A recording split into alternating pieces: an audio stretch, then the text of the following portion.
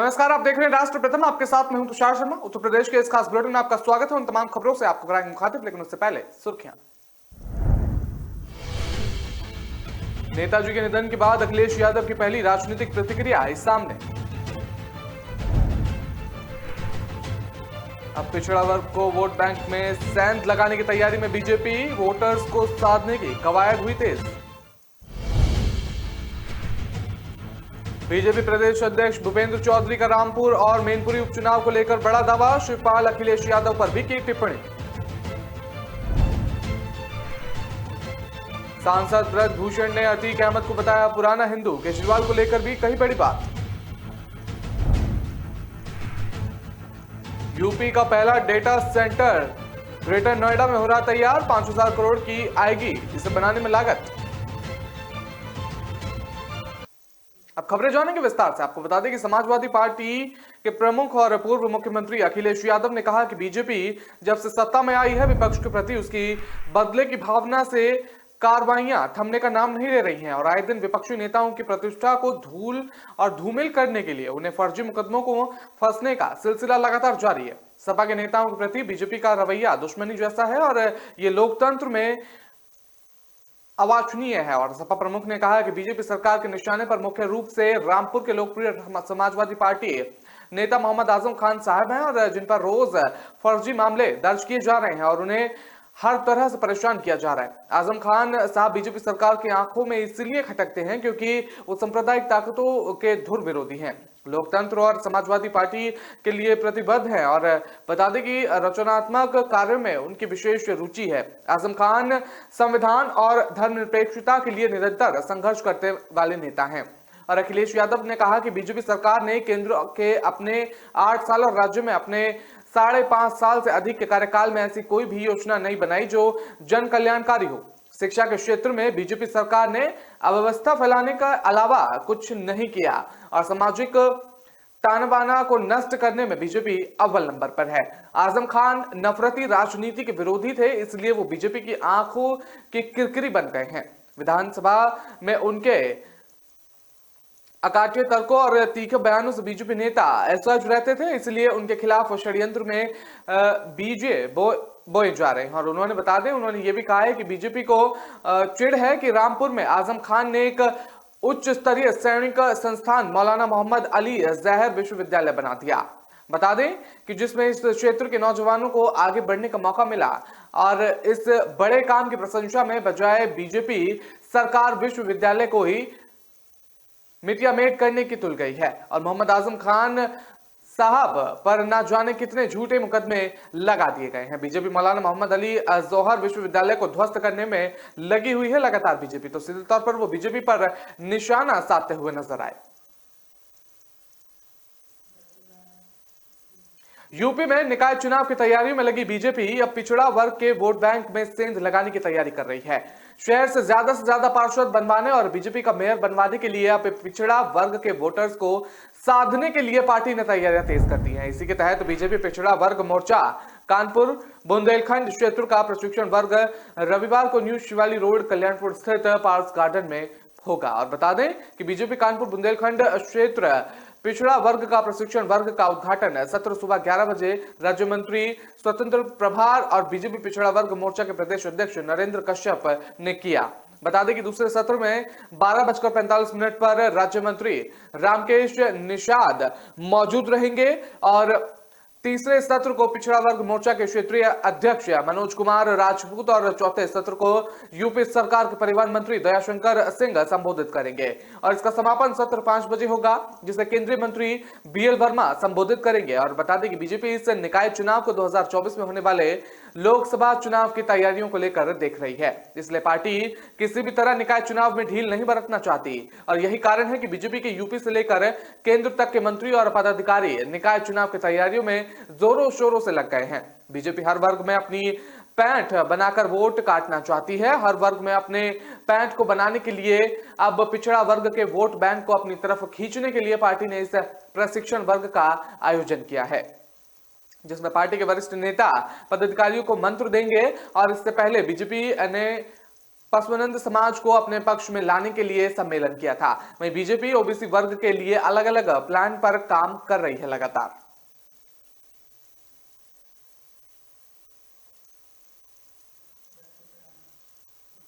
UP से BJP के प्रदेश अध्यक्ष भूपेंद्र चौधरी ने बताया है कि इस दौरान उन्होंने कहा कि रामपुर विधानसभा सीट पर जब उपचुनाव होगा तो बीजेपी मजबूत तरीके से चुनाव लड़ेगी और जैसे ही रामपुर लोकसभा का चुनाव जीते वैसे ही उनकी सीट पर होने वाले विधानसभा के उपचुनाव को भी जीतेंगे। मैनपुरी की लोकसभा सीट पर भी अब उपचुनाव होगा तो बीजेपी अपना प्रत्याशी उतारेगी। बता दें, उन्होंने दावा किया है कि दोनों सीटों पर बीजेपी ही जीत हासिल करेगी। वहीं शिवपाल यादव के स्टार प्रचारक ना बनाए जाने पर उन्होंने कहा है कि शिवपाल यादव तो 2012 से ही अलग थलग पड़े हुए हैं। अखिलेश यादव अपने परिवार को भी नहीं संभाल पा रहे हैं। शिवपाल यादव को अपने बारे में सोचना चाहिए। बीजेपी में उन्हें लाने के सवाल पर उनका कहना है कि इस पर कोई बात नहीं हुई, लेकिन बीजेपी के लिए कोई भी अछूता नहीं है। और गोला सीट पर उपचुनाव पर बोले बीजेपी प्रदेश अध्यक्ष भूपेंद्र चौधरी ने कहा कि राजनीतिक रूप से बेहतर करना एक बड़ी चुनौती है और गोला की सीट हमारे विधायक के निधन से खाली हुई है। हमें जनता का आशीर्वाद, पूरा विश्वास मिलेगा और बीजेपी हर चुनाव में गंभीरता से लेती है। हम अपने रिपोर्ट कार्ड के साथ जनता के बीच जा रहे हैं और गोला की परीक्षा में जनता का आशीर्वाद मिलेगा। प्रदेश में होने वाले नगर निकाय चुनाव पर बोले प्रदेश अध्यक्ष भूपेंद्र चौधरी। उन्होंने कहा कि मेयर के चुनाव में हर परफॉर्मेंस के आधार पर टिकट देंगे और साफ संकेत दिए जाएंगे कि कुछ लोगों को टिकट काटे भी जा सकते हैं। हमें सीट जीतनी है, ये पार्टी का जो नेतृत्व है वो तय करेगा। सब पहलुओं पर विचार करने के बाद अगर आरक्षण में कोई सीट बदलेगी तो वहां नए नाम के साथ आगे बढ़ेंगे। आजम खान की सदस्यता जाने पर भी कहा कि आजम खान ने जैसा बोया वैसा ही काटा और आजम खान ने रामपुर में अराजकता फैलाई और सबके साथ गलत व्यवहार किया। और बता दें, टिप्पणी करना यह उनके व्यवहार में था। और बता दें, उन्होंने आगे कहा अब तो यह आजम खान का प्रारंभ है और उन पर बहुत मामले दर्ज हैं और यहां न्यायपालिका ने जो भी आदेश दिया है उसे पूरी तरह से सरकार लागू कराएगी। अब यूपी में किसी का कोई गढ़ नहीं है और गढ़ केवल बीजेपी का है।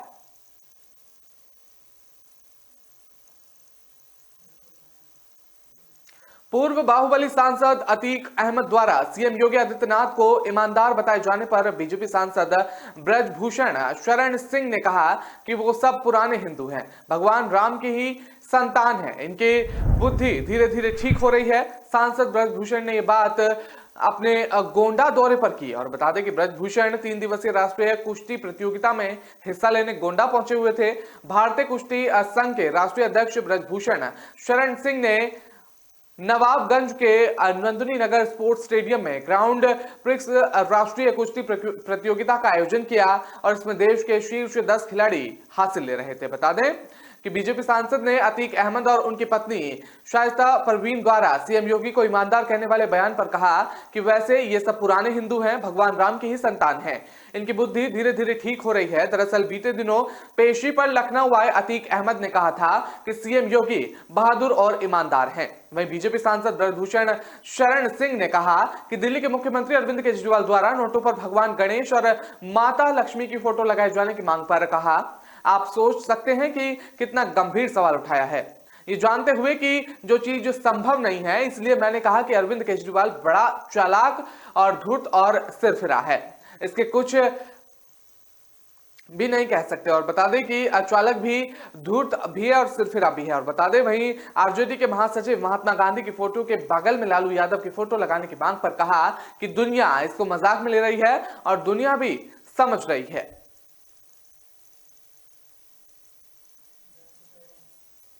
उत्तर प्रदेश का पहला डाटा सेंटर 5000 करोड़ रुपए की लागत से ग्रेटर नोएडा में तैयार किया जा रहा है और यह centre digital Indian data storage और रोजगार के लिहाज से महत्वपूर्ण बताया जा रहा है। यूपी के मुख्यमंत्री योगी आदित्यनाथ 31 अक्टूबर को डाटा सेंटर पार्क का उद्घाटन करेंगे। यूपी का पहला data centre park greater Noida के नॉलेज पार्क 5 में बनाया जा रहा है। यह डाटा सेंटर हाईटेक सुविधाओं से लैस होगा। बता दें कि डाटा सेंटर का इस्तेमाल डाटा भंडारण और प्रोसेसिंग और वितरण के लिए इस्तेमाल किया जाएगा।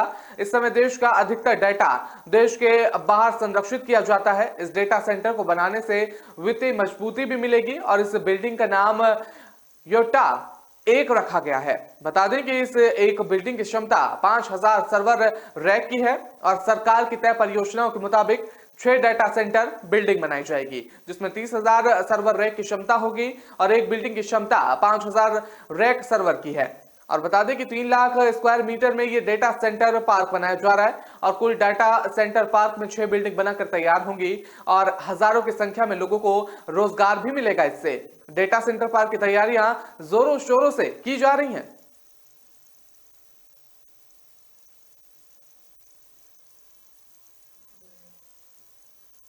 फिलहाल वक्त तो चला एक छोटे से ब्रेक का। खबरों का सिलसिला लगातार जारी रहेगा।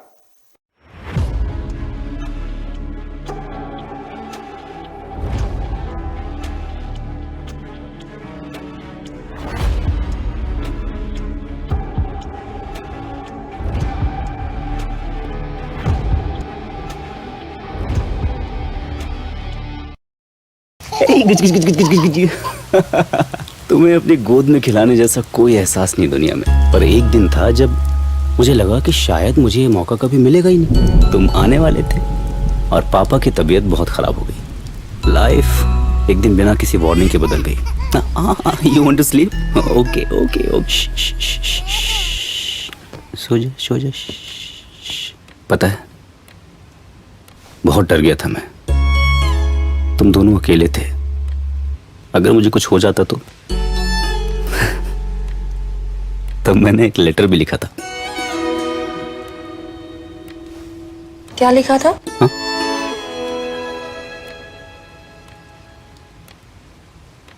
लिखा था कि मैं अभी तक तुमसे मिला भी नहीं हूं और I love you so much already. मैं तुम्हें बड़ा होते हुए देखना चाहता था। लाइफ का शायद कोई और ही प्लान था। अरे, तुम दोनों को कभी मेरी कमी महसूस ना हो, इसलिए मैंने सब कुछ प्लान कर लिया है। लाइफ कब और कैसे बदल जाए ये किसी को नहीं पता, इसलिए अपनों का फ्यूचर आज ही सिक्योर करें HDFC लाइफ टर्म प्लान्स के साथ। HDFC लाइफ, सर उठा के जियो।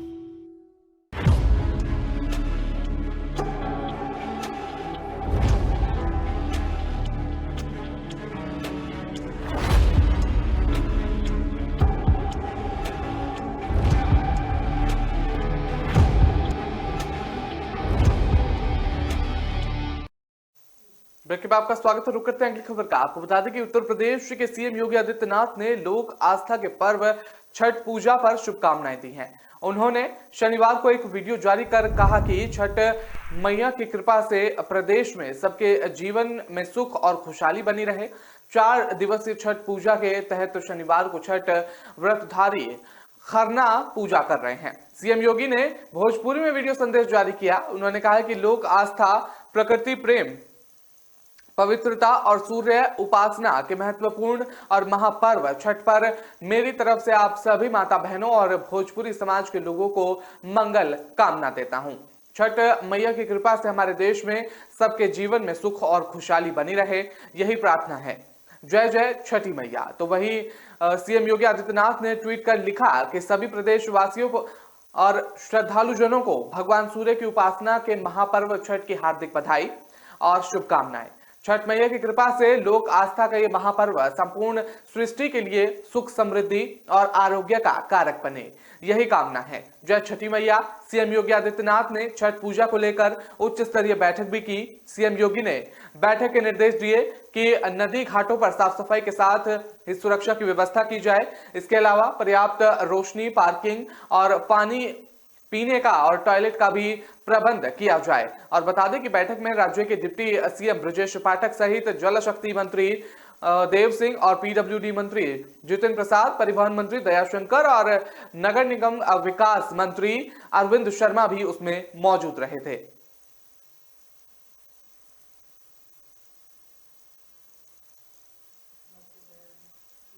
उत्तर प्रदेश के माऊ जिले में मदरसों के सर्वे का काम पूरा कर लिया गया है।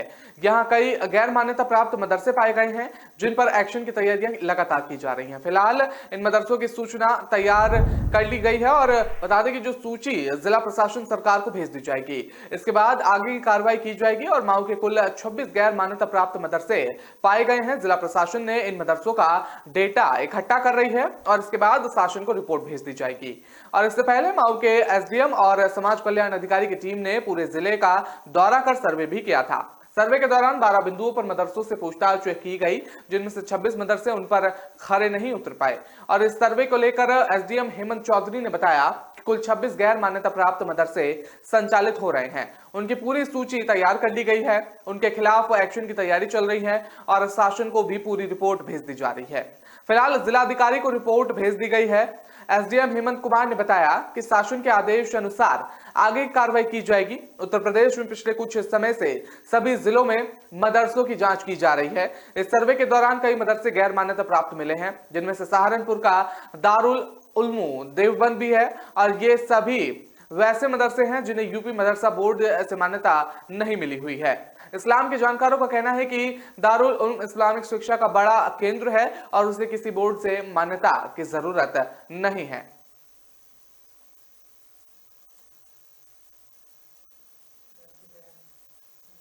हेड स्पीच मामले में समाजवादी पार्टी के दिग्गज नेता और रामपुर से विधायक आजम खान को कोर्ट ने 3 साल की सजा सुनाई है और साथ ही 25,000 का जुर्माना भी लगाया गया है। ऐसे में उनकी विधानसभा की सदस्यता भी चली गई है।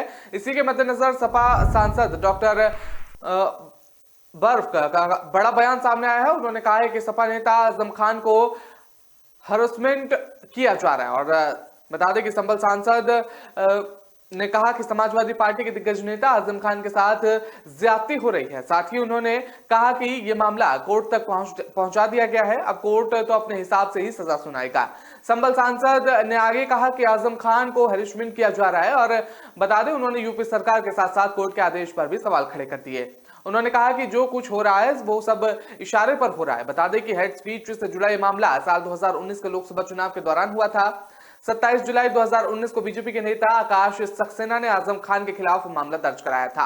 आरोप था कि रामपुर की मिलक विधानसभा सीट पर जनता को संबोधित करते हुए आजम खान ने एक चुनावी भाषण दिया था। इस दौरान आजम खान ने सीएम योगी आदित्यनाथ और प्रधानमंत्री और तत्कालीन डीएम को लेकर आपत्तिजनक भाषा का इस्तेमाल किया था। 3 साल बाद 27 अक्टूबर 2022 को इस मामले में रामपुर की एमपी एमएलए कोर्ट ने सुनवाई के बाद आजम खान को दोषी करार दिया और सजा का भी ऐलान कर दिया।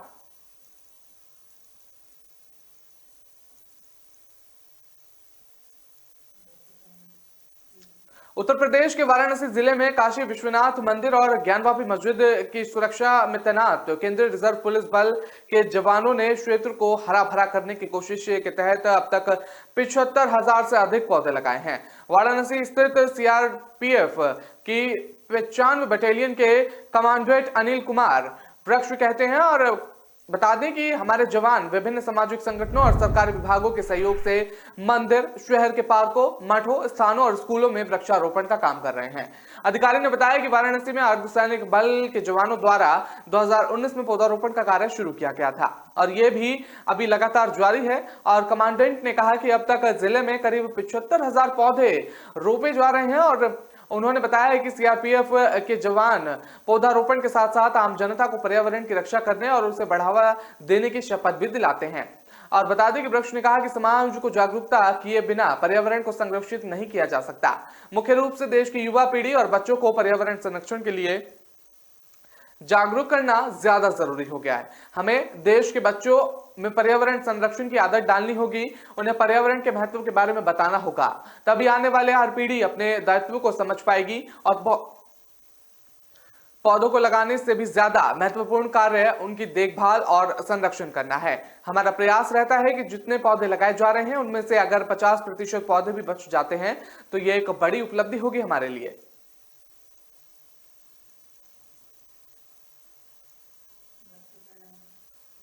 कानपुर के आईआईटी कैंपस में चहलकदमी करते हुए दहशत का माहौल बना हुआ है। बता दें कि तेंदुआ अब नेशनल शुगर इंस्टीट्यूट के कैंपस में घुस गया और तेंदुओं को पकड़ने के लिए वन विभाग और संस्थान के प्रबंधक की तरफ से कोशिश लगातार की जा रही है। इंस्टीट्यूट के गार्ड ने बताया कि बीती रात 12 बजे के आसपास सबसे पहले उसने ही तेंदुए को संस्थान के भीतर जाते हुए देखा। वह तेंदुए निदेशक के आवास से होते हुए जंगल की तरफ चला गया। इस तेंदुए को इससे पहले 25 अक्टूबर की रात को आईआईटी के कैंपस में देखा गया था। वहीं अब ये 525 हेक्टेयर के दायरे में फैल हुए नेशनल शुगर इंस्टीट्यूट में घुसा और वन विभाग कानपुर, जू प्रशासन और नेशनल शुगर इंस्टीट्यूट प्रबंधक तेंदुओं को पकड़ने के लिए जाल बिछाने में जुट गया है। जू प्रशासन के डॉक्टर नासिर ने बताया कि तेंदुए के पंजों के निशान मिले हैं और उस हिसाब से सभी अलर्ट हैं। संस्थान के निदेशक डॉक्टर नरेंद्र मोहन ने एडवर्टाइजरी भी जारी कर दी है। और बता दें, इससे पहले जब तेंदुए को आईआईटी कैंपस के केंद्रीय विद्यालय के पास देखा गया था तो परिसर में मौजूद 5 स्कूलों में छुट्टी कर दी गई थी। इसके अलावा सुरक्षा भी बढ़ा दी गई थी। और बता दें कि संस्थान ने मेल जारी कर लोगों को घरों से ज्यादा निकलने की सलाह दी है और शाम के वक्त लोगों की गतिविधि भी कम हो गई है। आईआईटी में 3 दिन पहले देर रात तेंदुओं की चहलकदमी हवाई पट्टी की तरफ दिखाई दी थी और आईआईटी और वन विभाग की टीम द्वारा अब आईआईएम कैंपस में हर 50 मीटर पर कैमरे और सिक्योरिटी गार्ड की व्यवस्था की जा रही है। सीसीटीवी के अलावा सेंसर वाले नाइट विजन कैमरे भी लगाए जा रहे हैं। इसी बीच तेंदुए से आसपास के गांवों में भी दहशत देखने को मिल रही है।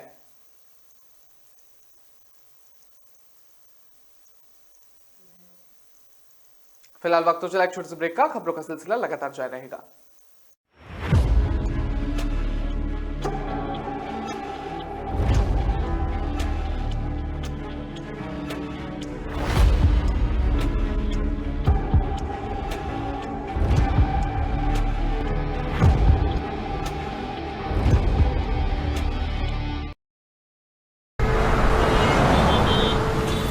कहाँ जा रहे हो? दुकान पर बैठो और इसे आगे बढ़ाओ। पापा, दुकान आगे बढ़ाने के लिए मुझे दुकान पे बैठने की जरूरत नहीं है। बस बातें करवा लो इनसे।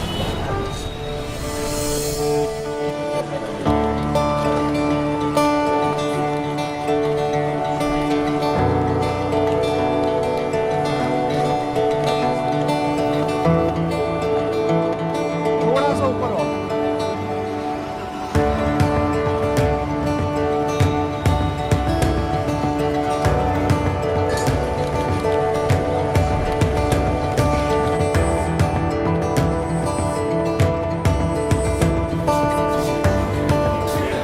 लो जी मैडम, आपके 4 किलो लड्डू। बेटा इनका लड्डू पैक कराओ। क्यों पापा, बढ़ गई ना दुकान आगे? हाँ बेटा, अब तक सबकी खुशी के लिए मिठाई खिलाई है, मगर आज अपने बेटे के हुनर के लिए खुद खाऊंगा। जब खिलकर निकलता है स्किल तो सलाम करता है हर दिल। DSEU, इंडिया की पहली स्किल एंड एंटरप्रेन्योरशिप यूनिवर्सिटी, जहां ऐसे कोर्सेज में हैं डिग्रीज और डिप्लोमास जो बेटर फ्यूचर की ओर ले जाएंगे आपको।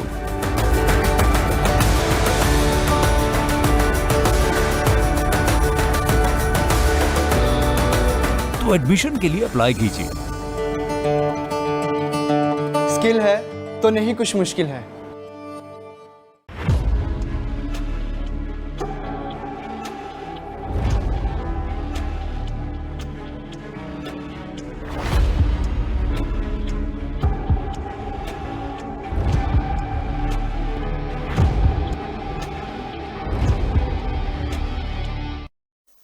ब्रेक में आपका स्वागत है। रुक करते हैं अगली खबर का। आपको बता दें कि उत्तर प्रदेश में माफिया मुख्तार अंसारी पर शिकंजा कसना लगातार जारी है। उनके और उनके परिवार पर एक के बाद एक कार्रवाई हो रही है। मुख्तार अंसारी के सांसद भाई अफजाल अंसारी की संपत्ति कुर्क की गई है। मुख्तार अंसारी और उनके परिवार के लोगों की मुश्किलें कम होने का नाम नहीं ले रही हैं, बल्कि आए दिन एक के बाद एक लगातार मुश्किलें बढ़ती जा रही हैं। कुछ ऐसा ही देखने को मिला जब लखनऊ में गाजीपुर के सांसद अफजाल अंसारी की करीब 12.5 करोड़ की प्रॉपर्टी गैंगस्टर एक्ट के तहत गाजीपुर पुलिस ने कुर्क कर ली। पुलिस अध्यक्ष रोहन अपी बोत्रो ने बताया कि माफिया और माफिया राज के खिलाफ लगातार पुलिस की कार्रवाई जारी है। 4 महीने में मुख्तार अंसारी और उनके सहयोगी की करीब 70 करोड़ की संपत्ति जब्त की गई है। आज की कार्रवाई लखनऊ में की गई थी, जिसकी कीमत 12.5 करोड़ बताई जा रही है। ये प्रॉपर्टी बंगला और जमीन की है। ये प्रॉपर्टी अफजल अंसारी की पत्नी के नाम से दर्ज की गई थी। इन पर भी कई आपराधिक मामले दर्ज हैं। उन्होंने बताया कि मुख्तार अंसारी के जितने भी सहयोगी हैं उनके चिन्हित किया जा रहा है और आने वाले समय में ऐसे लोगों की अधिक से अधिक संपत्ति जब्त करवाई जाएगी। और बता दें कि पुलिस ने कहा कि अफजल अंसारी पर गैंगस्टर एक्ट के तहत कार्रवाई की गई, जिसके तहत उन्होंने अपने संगठित अपराध से अर्जित किए गए धन से अपनी पत्नी फरहत अंसारी के नाम से भू संपत्ति अर्जित की थी।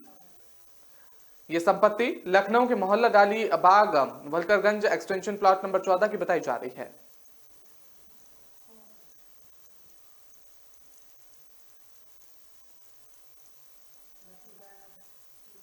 हरदोई के शहर कोतवाली इलाके में पिता पुत्र की हत्या के मामले का एक पुलिस ने खुलासा किया है। पुलिस ने इस मामले में मुख्य आरोपी समेत 3 लोगों को गिरफ्तार किया है। पुलिस ने हत्या के अप्रयोग की गई लाइसेंसी राइफल, 2 तमंचे, कारतूस और हत्या के इस्तेमाल किया गया डंडा भी बरामद कर लिया है। बता दें कि मामूली विवाद के बाद ताबड़तोड़ फायरिंग कर पिता पुत्र को मौत के घाट उतार दिया गया, जबकि मृतकों के परिजन समेत 3 लोग घायल हो गए इसमें और जिनका इलाज जिला अस्पताल में किया जा रहा है। वहीं इस मामले का खुलासा करते हुए एसपी राजेश द्विवेदी ने बताया कि 26 अक्टूबर की रात शहर कोतवाली इलाके में भदोचा गांव में शिव कुमार उर्फ बाबू और उसके बेटे की गोली मारकर हत्या कर दी और साथ ही उसके परिवार के अन्य सदस्य घायल हो गए।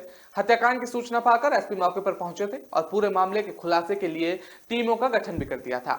पिता पुत्र की हत्या के मामले में मृतक शिव कुमार सिंह के पुत्र शिवम सिंह ने गांव के ही गुड्डू सिंह और सौरभ सिंह और रमन सिंह और राजन सिंह के खिलाफ मुकदमा दर्ज कराया था। इस हत्याकांड के खुलासे के लिए एसएसपी अनिल कुमार यादव और सीओ सिटी विनोद द्विवेदी के साथ पर्यवेक्षक में शहर कोतवाल को लगाया गया था। एसपी ने बताया कि पुलिस को मुखाबिर से सूचना मिली और जिसके बाद कोतवापुर बाजार पुलिया के पास से पुलिस ने घेराबंदी करते हुए मुख्य आरोपी राजीव कुमार सिंह उर्फ गुड्डू, सौरभ सिंह और रमन सिंह को गिरफ्तार कर लिया। पूछताछ के दौरान आरोपी ने बताया कि मृतकों के परिजन से गाली गलौज को लेकर विवाद हुआ था। इसमें झगड़ा इतना बढ़ गया था कि बर्दाश्त नहीं हुआ और उसके बाद फायरिंग कर दी गई, जिसकी घटना हो गई। और वहीं पुलिस ने तीनों की निशानदेही पर गांव के अंदर उनके पुराने जमीन पर बने जानवर बांधे से गोंडे से कच्ची कोठरी के भीतर से लाइसेंसी राइफल, 2 अवैध तमंचे, 4 जिंदा कारतूस और बांस का डंडा भी बरामद कर लिया है। पूछताछ के दौरान पुलिस ने बताया कि बांस का डंडा सिर पर मारा गया था। एसपी ने बताया सभी को गिरफ्तार कर लिया गया है और कोर्ट के सामने प्रस्तुत कर लिया गया है और पूरे मामले में पुलिस अन्य आवश्यक कार्रवाई लगातार कर रही है।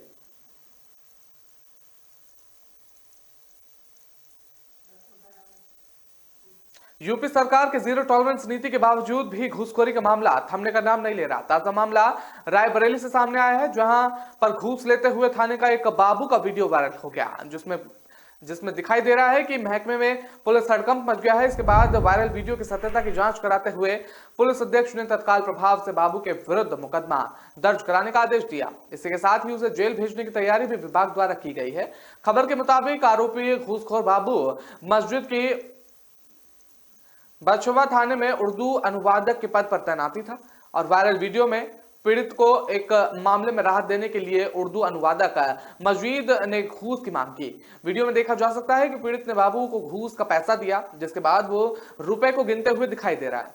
तभी ने ये वीडियो वायरल हो गया और किसी ने उसका ये वीडियो बनाकर सोशल मीडिया पर डाल दिया। ये मामला जब पुलिस अध्यक्ष आलोक प्रियदर्शी के सामने आया तो उन्होंने तत्काल कार्रवाई करते हुए मामले की जांच के निर्देश दिए, जिसमें सत्यता पाए जाने के बाद आरोपी बाबू के खिलाफ सुसंगत धाराओं में मुकदमा दर्ज कर लिया।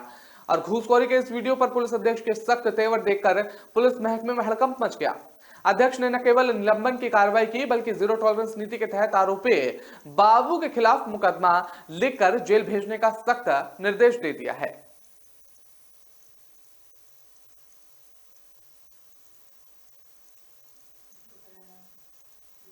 हेड स्पीच मामले में 3 साल की सजा सुनाए जाने के एक दिन बाद बता दें सपा नेता आजम खान की यूपी विधानसभा की सदस्यता रद्द कर दी गई है। उत्तर प्रदेश विधानसभा सचिवालय ने घोषणा की है। अब इस मामले में यूपी के डिप्टी सीएम ब्रजेश पाठक का कहना है कि सुप्रीम कोर्ट के संज्ञान में यदि 2 साल से अधिक की सजा है तो सदस्यता खुद समाप्त हो जाएगी। उसी अनुक्रम में विधानसभा सचिवालय ने फैसला दिया होगा। हम सबको कानून का पालन करना चाहिए। यूपी में 100% कानून का पालन करने की जिम्मेदारी हमारी सरकार की है। बीजेपी सरकार उत्तर प्रदेश में भ्रष्टाचार और अपराध तक जीरो टॉलरेंस की नीति के तहत काम कर रही है। डिप्टी सीएम ने आगे कहा कि हम हर स्थिति में सूचिता के तहत एक ऐसी सरकार दे रहे हैं जो आम आदमी, गरीब आदमी की सरकार है। जनता का भरोसा दिन प्रतिदिन पीएम मोदी के प्रति बढ़ता जा रहा है। आजम खान की सदस्यता जाने का फैसला न्यायालय और विधानसभा सचिवालय के बीच का है। वहीं पूर्व काल में जब कोई चुनाव जीत जाता था और चुनाव हार जाता था कोई, तो जीतने वाला विधायक तब लखनऊ आता था, तो हारने वाला विधायक उसे अपने आप फ्लैट की चाबी सौंप दिया करता था और अपने धोती कुर्ता लेकर अपने गांव की तरफ प्रस्थान कर दिया करता था। वहीं अब किसी के खिलाफ जब चुनाव लड़ते हैं तो लोग उसे दुश्मनी की तरह लेते हैं। मेरा मानना है कि हम सभी को सूचिता के साथ अपनी परंपरा, भारत की विरासत को आगे बढ़ाते हुए एक दूसरे का सम्मान करते हुए हेट स्पीच से बचना चाहिए। ऐसे किसी भी शब्द का इस्तेमाल नहीं करना चाहिए जो दूसरे को मानसिक प्रताड़ित करता हो, सामाजिक विद्वेष फैलाता हो या भाईचारे को भंग करता हो या समाज में दंगा फसाद की नौबत लाता हो। यह फैसला एक उदाहरण होना चाहिए। सबको इससे सबक लेना चाहिए कि हम अपनी भाषा का इस्तेमाल ऐसे करें कि किसी को कतई भी बुरा ना लगे।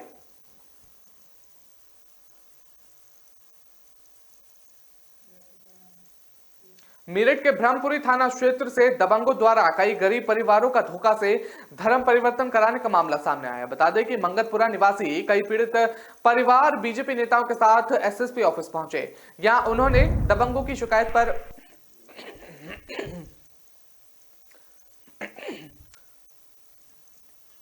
कार्रवाई की मांग की है। बीजेपी नेता दीपक शर्मा ने मंगतपुर स्थित झुग्गी झोपड़ियों में रहने वाले कई गरीब परिवार एसएसपी ऑफिस पहुंचे। पीड़ित ने बताया कि वो सब ठेला चलाकर मेहनत मजदूरी करके अपने परिवार का पेट पालते हैं। लॉकडाउन के दौरान जो सब कुछ बंद होने के कारण उनके भूखे मरने की स्थिति आ गई थी। इस दौरान क्षेत्र के रहने वाले कुछ दबंग लोगों ने उन्हें अपना भाई बंधु बताकर कर्ज के रूप में कुछ रुपए उधार दिए। वहीं पीड़ित ने अपने आरोप में लगाया है कि दबंग व्यक्ति शुरू से ही भगवान का है और जैसे बात कहकर मजदूरों पर ईसा मसीह को पूजने का दबाव बनाते रहे। इसी के साथ उन्हें प्रार्थना के लिए चर्च में ले जाया जाता था। लॉकडाउन खत्म होने के बाद कुछ दिन पहले ही क्षेत्र में रहने वाले दबंग लोग इन मजदूर परिवारों को दूसरे चर्च में ले जाने लगे। उन पर ईसाई धर्म अपनाने का दबाव बनाया जाने लगा। क्षेत्र के रहने वाले मजदूर के मुताबिक दीपावली पर वो अपने घरों में लक्ष्मी पूजन कर रहे थे। इसी दौरान दबंगों ने उनके घरों पर हमला कर दिया और देवी देवताओं की तस्वीरें तक फाड़ डाली। सभी साथ ही उन्होंने बताया है कि उनका धर्म परिवर्तन हो गया है। मजदूरों का आरोप है कि दबंगों ने धोखे से उनका धर्म परिवर्तन करवाया। बीजेपी नेता दीपक शर्मा ने गहरी साजिश बताते हुए कार्रवाई की मांग की है। वहीं मामला संज्ञान में आने के बाद एसएसपी ने तत्काल जांच और कार्रवाई के आदेश दिए हैं। वहीं पूरे मामले में मुकदमा दर्ज कर पुलिस ने जांच शुरू कर दी है।